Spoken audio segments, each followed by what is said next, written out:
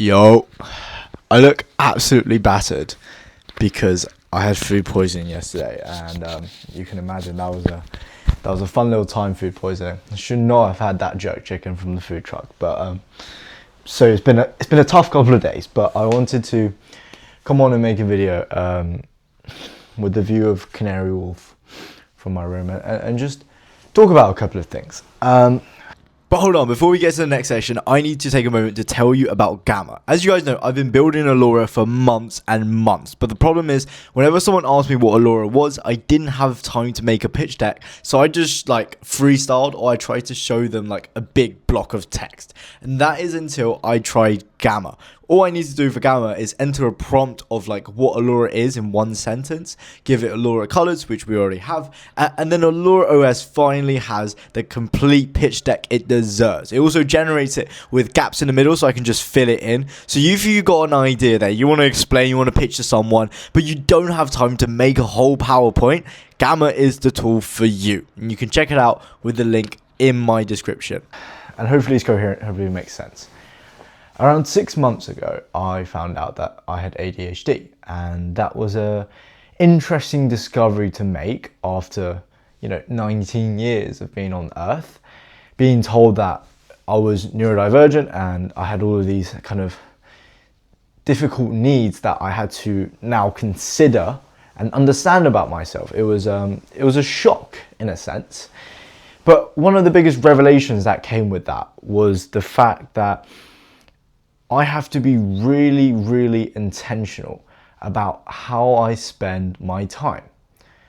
Because what I found from the past 6 months as well is when I actually notice it is when I force myself to do something that I'm not supposed to do, it's just a hell of a time.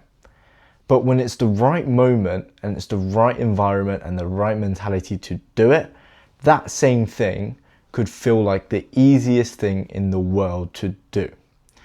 And so actually it's about picking my moments.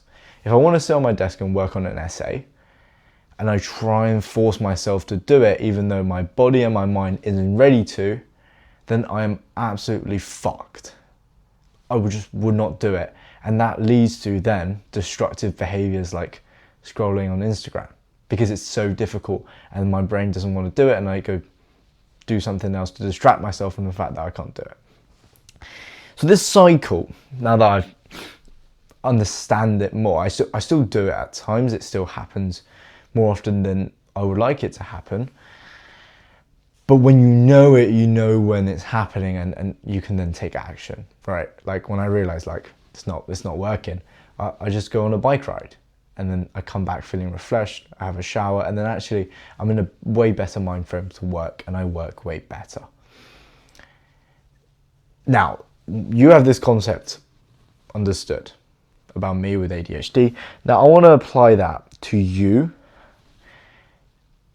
in your entire life. You see, during COVID time, everyone was at home. COVID was a funny time.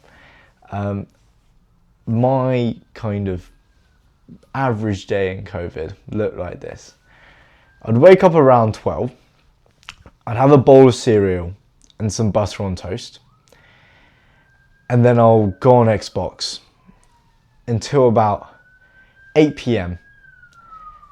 And then I'll maybe watch some YouTube and maybe a movie, maybe some of The Office. And then I'd go to bed around 2 a.m. And you have to understand that was day after day after day for the whole of quarantine. And what that not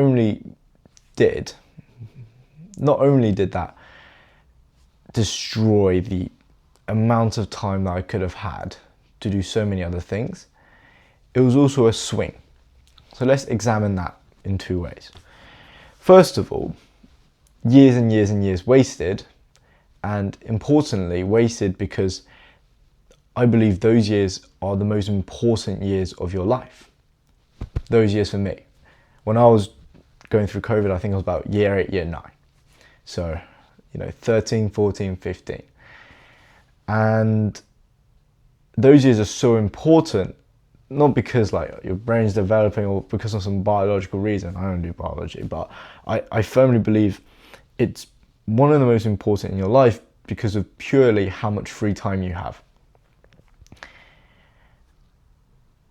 And it's a part of your life where you have little to no obligations, especially in the summer. You're home from school, you're absolutely free to do whatever you want. And I spend that time on Xbox and watching stuff and going outside like once a month. So all of that time I spent in quarantine, I didn't do anything with it. I didn't do anything productive. What I could have done is find the thing for me that always feel like easy work. You understand how at my desk, if I had to do something, for example, like write an essay, there's a right time to do that.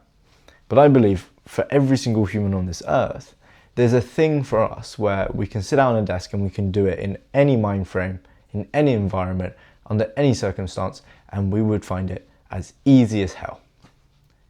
But that thing takes discovering. That thing is so different for everybody, and you have no idea what it is until you do it, that you're just gonna have to try a bunch of things.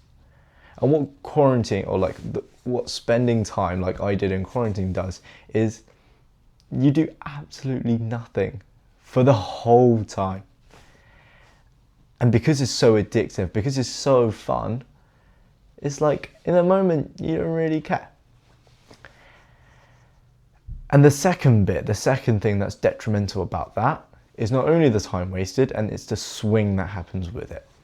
And what I mean with the swing is that not only is it negative because it's not good, right? Like if this is middle ground, this is if you use that time to discover your passions, find that thing that you want to do for the rest of your life. You've already lost that. But what it also does is it forms horrible habits.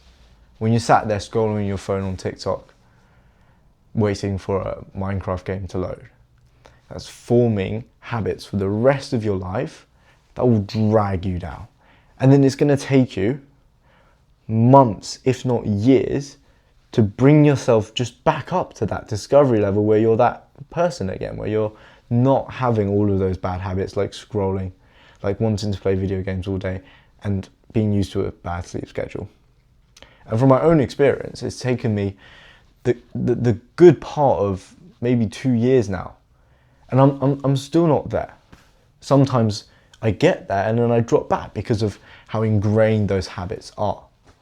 I'm at the point where like I don't have social media on my phone. I send my videos to someone else and they post for me because of those years that I spent in quarantine dragging myself down.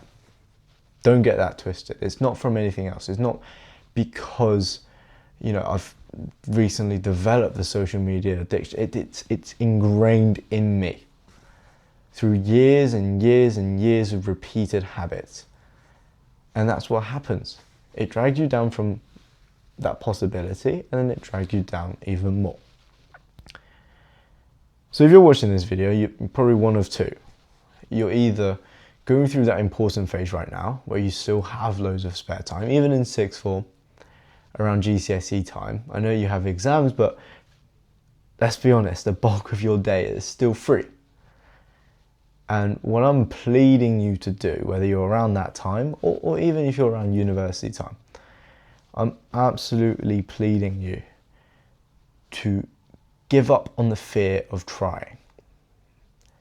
This like nonchalant thing where you don't like struggling and a new thing because you're bad at it, it's limiting you from finding the thing that you'll be able to do easily for the rest of your life. And when you find that thing, and you could possibly make a living from it, then you've done it.